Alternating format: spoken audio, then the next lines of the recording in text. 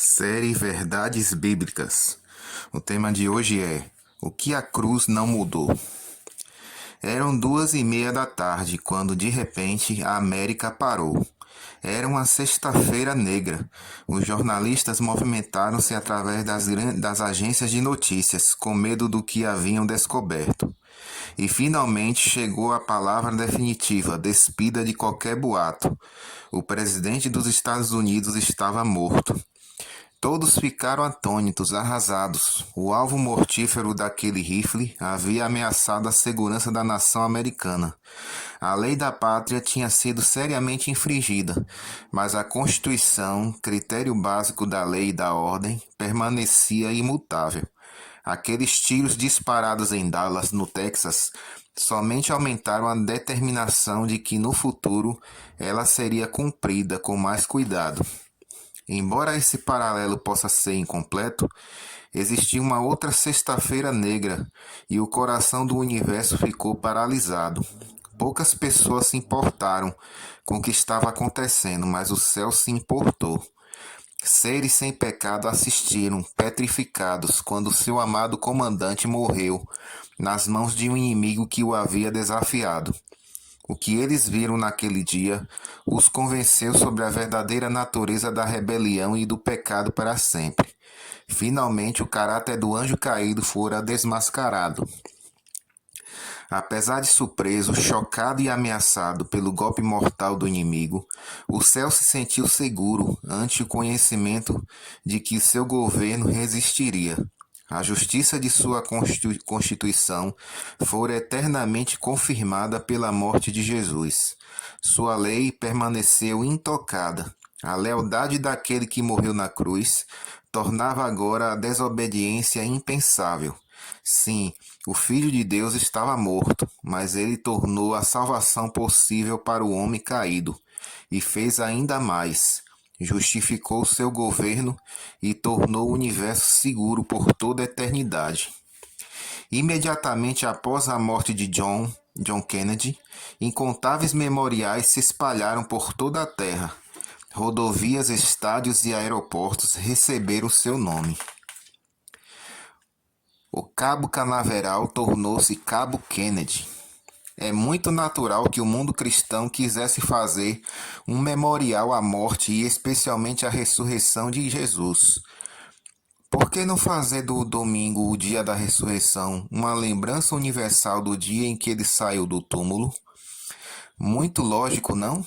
Mas há um problema.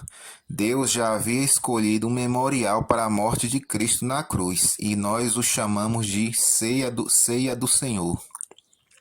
1 Coríntios 11, versos 23 a 26. Você sabia que Deus também já tinha escolhido um memorial para a ressurreição de Jesus? Podemos ler sobre isso em Romanos 6, do versos 3 a 5, que diz: Ou vocês não sabem que todos nós que fomos batizados em Cristo Jesus, fomos batizados em sua morte? Portanto, fomos sepultados com ele na morte por meio do batismo, a fim de que, assim como Cristo foi ressuscitado dos mortos mediante a glória do Pai, também nós vivamos uma vida nova. Se dessa forma fomos unidos a ele, na semelhança da sua morte, certamente o seremos também na semelhança da sua ressurreição. Existe um outro memorial que seja mais adequado e significativo que o batismo? Quando uma pessoa entra na água e prende o fôlego, isso simboliza a morte para o pecado. Quando é colocada embaixo da água, simboliza o enterro da velha vida. E quando ela vem para fora, simboliza a ressurreição para uma nova vida. Por todos esses atos juntos, o seguidor de Jesus compartilha e comemora a morte, o enterro e a ressurreição do seu Senhor. É um memorial perfeito em todos os seus detalhes. É difícil entender porque o homem tentaria aprimorá-lo. Mas é exatamente isso que os homens têm tentado a fazer, pois um grande segmento do mundo cristão realiza cultos no domingo em lugar do sábado bíblico, e eles respondem que isso é feito em memória da ressurreição. Os memoriais são louváveis, mas o problema é o seguinte: Deus já tem um dia de descanso que foi estabelecido no fim da semana da criação. E ele também é um memorial muito importante, pois em 6 dias o Senhor fez os céus e a terra, o mar e tudo o que nele existe, mas no sétimo dia descansou. Portanto, o Senhor abençoou o sétimo dia e o santificou. Êxodo 20, versículo 11. O sábado é um memorial da criação, é uma lembrança perpétua a cada 7 dias de que não somos filhos do acaso, nem de qualquer acidente, mas de um Criador amoroso. Pense, como a natureza humana reagiria tendo 2 dias de descanso? Será que não iríamos escolher aquele que fosse mais conveniente? Isso significa que provavelmente sua obra como Criador seria esquecida. Deus é honrado por nossa lembrança do túmulo vazio, mas a observância do domingo, por mais sincera que seja, viola especificamente pelo menos um dos 10 mandamentos de Deus. Aqueles que observam o domingo não estão observando o dia que Deus ordenou. Podemos esperar que Deus se agrade com um memorial que esteja manchado com a quebra da lei? Dificilmente. A essa altura você pode dizer: não sei bem o que li ou onde, mas sempre presumi que existisse autoridade no Novo Testamento para o culto aos domingos. Será que sonhei? Não, você não sonhou, apenas supôs o que milhões de pessoas antes de você também imaginavam. A verdade é que o Novo Testamento menciona o primeiro dia da semana 8 vezes. 5 desses textos apenas se referem ao fato da ressurreição ter ocorrido no primeiro dia da semana.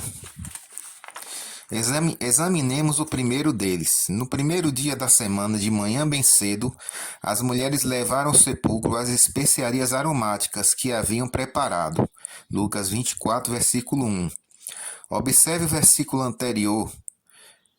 Em seguida foram para casa e prepararam perfumes e especiarias aromáticas e descansaram no sábado em obediência ao mandamento. Lucas 23, verso 56. As mulheres já tinham descansado no sábado antes de irem ao túmulo no primeiro dia da semana. Não existe nenhuma orientação divina para guardá-lo como um dia sagrado. Você pode conferir os outros 4 textos que falam a mesma coisa. Os textos são Mateus 28, verso 1, Marcos 16, verso 2 e 9 e João 20, versículo 1. A próxima citação bíblica está no Evangelho de João 20, verso 19, que diz: Ao cair da tarde daquele primeiro dia da semana, estando os discípulos reunidos nas portas trancadas por meio dos judeus, Jesus entrou, pois, no meio deles e disse: Paz seja com vocês. Essa passagem é mencionada como uma comemoração da ressurreição por aqueles que buscam apoio nas Escrituras para tal mudança. Mas é difícil ver como isso pode ser verdade, já que os próprios discípulos ainda não estavam convencidos da ressurreição, até que Jesus apareceu a eles. A 7ª referência encontra-se no livro de Atos 20, versículo 7. No primeiro dia da semana, reunimos-nos para partir o pão, e Paulo falou ao povo, pretendendo partir no dia seguinte, e continuou falando até a meia-noite. Paulo pregava um sermão de despedida no primeiro dia da semana. Entretanto, a pregação de um sermão ou a celebração do culto da comunhão não faz desse dia um dia sagrado. E com relação à ceia do Senhor, tenha em mente que ela foi originalmente instituída pelo próprio Jesus em uma noite de quinta-feira. Mas isso faz da quinta-feira um dia de guarda? Muito difícil, especialmente quando inúmeras referências falam de Paulo e outros apóstolos pregando no sábado. Aliás, esse era o costume, aquela noite fora apenas uma reunião de despedida. Chegamos à última referência. 1 Coríntios 16, verso 2, que diz: No primeiro dia da semana, cada um de vocês separe uma quantia, de acordo com a sua renda, reservando-a para que não seja preciso fazer coletas quando eu chegar. Paulo está promovendo um projeto muito especial ao seu coração. Os crentes em Jerusalém precisavam de assistência financeira, e Paulo está pedindo às igrejas para juntarem uma grande oferta para os seus irmãos na fé. Essa passagem não tem nada a ver com ir à igreja aos domingos e colocar uma oferta na sacola, como alguns podem ter entendido. Paulo está simplesmente pedindo aos coríntios que separem algum dinheiro para esse projeto especial. De fato, as várias traduções desse versículo deixam claro que o pôr de parte é feito nos lares e não num culto público. Há mais uma passagem que não menciona o primeiro dia da semana, mas muitas pessoas presumem que sim. Está em Apocalipse 1, verso 10, que diz: No dia do Senhor achei-me no Espírito e ouvi por trás de mim uma voz forte como de trombeta. Muitos acreditam que o dia do Senhor mencionado nesse texto é o domingo, mas o dia do Senhor é verdadeiramente o domingo? Vejamos o que Deus disse através do profeta Isaías.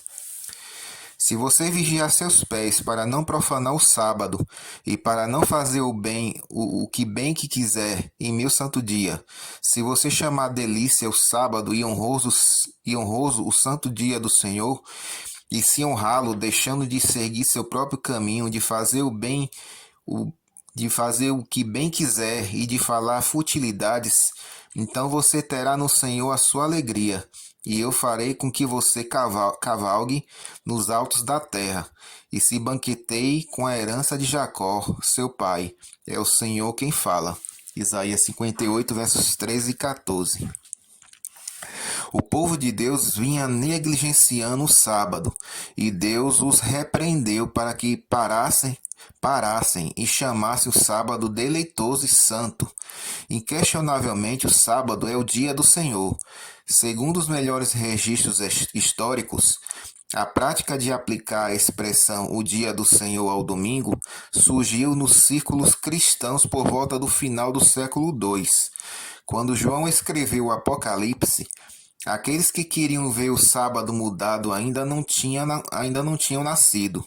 E o fato triste é que quando a expressão Dia do Senhor entrou em uso entre os cristãos, ela veio manchada pelo paganismo e especialmente pelo culto ao sol. Veja o que escreveu Agostinho Paiva, um escritor português, sobre o mitraísmo. O primeiro dia de cada semana, o domingo, foi consagrado a Mitra desde os tempos remotos, segundo afirmam vários autores, porque o sol era o Deus, o Senhor por excelência.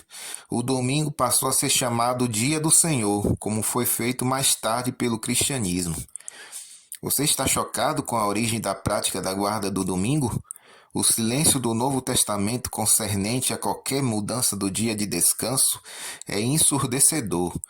Tenha em mente que uma mudança assim teria provocado grande controvérsia entre os cristãos primitivos. Pensem na quantidade de espaço que Paulo dá à questão da circuncisão. Ele dedicou todo o livro dos Gálatas para a discussão do problema.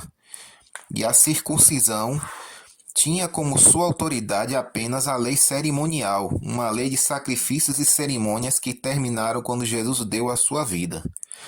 A circuncisão sequer é mencionada na lei de Deus.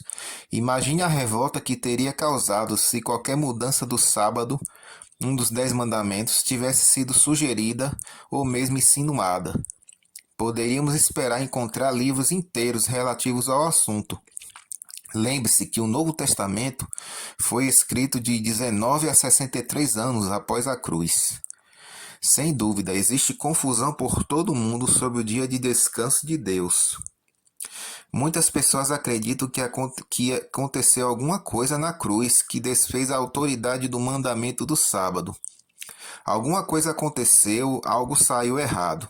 Existe confusão, mas Deus não é responsável por ela. Ele diz: de fato, eu, Senhor, não mudo. Malaquias 3, verso 6. Os apóstolos também não mudaram. Eles observaram o sábado, assim como Jesus. Nosso Salvador não previu nenhuma alteração do sábado para perto dos seus dias. quando ele falava da destruição de Jerusalém, que seria no ano 70 depois de Cristo, isto é, quase 40 anos mais tarde. Dizia a seus seguidores que orassem para que a fuga não acontecesse no sábado. Mateus 24, versículo 20. Na atualidade, o povo de Deus neste final dos tempos é descrito no livro do Apocalipse como os que guardam os mandamentos de Deus. Isso inclui o quarto mandamento e a fé de Jesus. No último apelo de Deus para esta geração, encontrado em Apocalipse 14, ele conclama homens e mulheres a adorarem aquele que fez o céu e a terra. Em todas as escrituras, o sábado permanece seguro como um memorial da criação, um dia observado por Jesus e seus seguidores, um dia ainda observado em nossos dias. Com toda certeza você já ouviu alguém dizer que o sábado é um ponto de controvérsia. É assim porque esta geração prefere acreditar na chance e no caos de bilhões de anos que nos 6 dias da criação realizada por Deus. Muitos estavam assistindo televisão no momento da confusão, quando o repórter gritou de Dallas: "Ele foi baleado! Oswald foi baleado!" O assassino não viveu para ser julgado ou para contar sua confusa história, mas o assassino do Calvário continua solto e furioso, porque terá que enfrentar o ajuste de contas em breve. Afinal, seu tempo está se esgotando. A cruz do Calvário mostrou que a lei divina é imutável, mas o anjo caído disse aos homens que a morte de Jesus havia abolido o código moral de Deus e nos livrou de suas obrigações. Ele transformou a cruz que Deus havia usado para confirmar a lei numa arma contra a lei. Isso aconteceu e está acontecendo. Como resultado, milhões são enganados. No entanto, apesar das investidas do diabo, a cruz do Calvário permanece com seu testemunho firme. Ela não aceita a responsabilidade pelo desprezo generalizado à lei de Deus. O que o assassinato de John Kennedy causou à Constituição? Nada. O que a morte de Jesus causou à lei divina? Nada. O que a cruz causou ao sábado? Nada. O Calvário é a testemunha de Deus ao homem de que sua lei é eterna e é importante. Quanto mais detalhadamente investigamos este assunto, maior será a convicção de que tem algo errado em algum lugar, que em algumas questões muito importantes temos seguido a multidão, jamais parando para questionar. O exemplo de Jesus é imutável. Lá está a pequena oficina do carpinteiro fechada no sábado. Jamais a encontraremos de outro modo. Foi assim naquela sexta-feira, à sombra da cruz, e não tem sido diferente desde o dia em que ele morreu. Se você deseja guardar os mandamentos de Deus, inclusive aquele mandamento que ordena que devemos guardar o dia de sábado, vamos orar neste momento. Querido Pai, queremos entregar em Tuas mãos essa pessoa que está ouvindo este áudio, que ela possa ser iluminada por Ti e que possa ser obediente à Tua palavra e aos Teus mandamentos. Em nome de Jesus, amém.